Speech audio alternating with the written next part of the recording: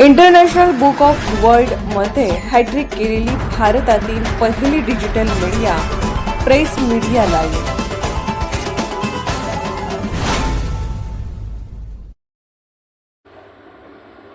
शासकीय कचेऱ्या की लाचखोरांचे अड्डे?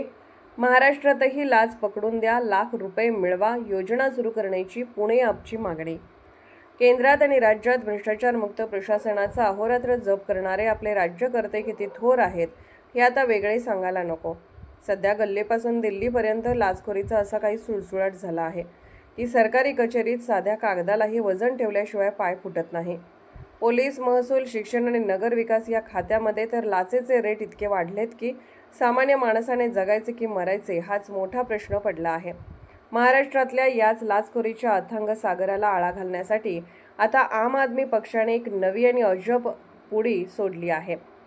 तामिळनाडूच्या धर्तीवर महाराष्ट्रातही लाच पकडून द्या आणि बक्षीस मिळवा अशी योजना सुरू करावी अशी जोरदार मागणी पुणे शहर आपने केली आहे.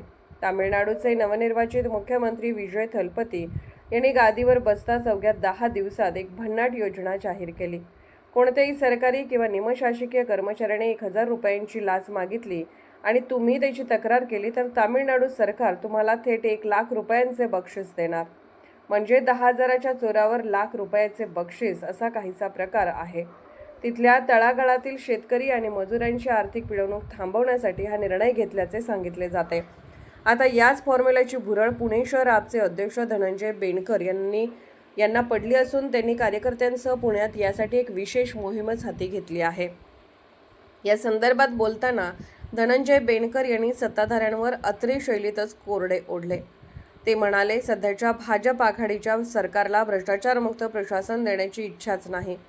त्यांचे ते निव्वळ ढोंग आहे. राज्यातल्या शिक्षण विभागात झालेला तो TAT परीक्षा घोटाळा आठवतोय ना?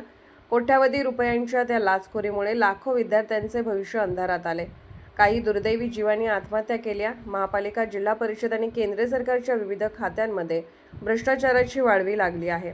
एकीकडे स्मार्ट सिटी आणि मेट्रो सिटी म्हणून विकासाचा टेंबा मिरवायचा आणि दुसरीकडे लाचखोरीत महाराष्ट्र देशात नंबर 1 करायचे, हा कसला विकास?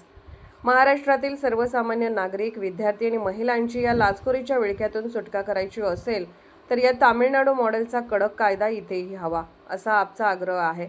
जर एखाद्या लाचखोर अधिकाऱ्याने 1000 रुपये मागितले तर तक्रारदाराला 1 लाख रुपयांचे बक्षीस द्या. मग बघा लाच घेणाऱ्यांचे धाबे कसे दणाणतात आणि लाचखोरीला कशी जरब बसते, असे बेनकर यांनी सांगितले. प्रेस मीडिया लाईव्ह न्यूज चॅनलला लाईक करा, शेअर करा आणि सबस्क्राईब करा.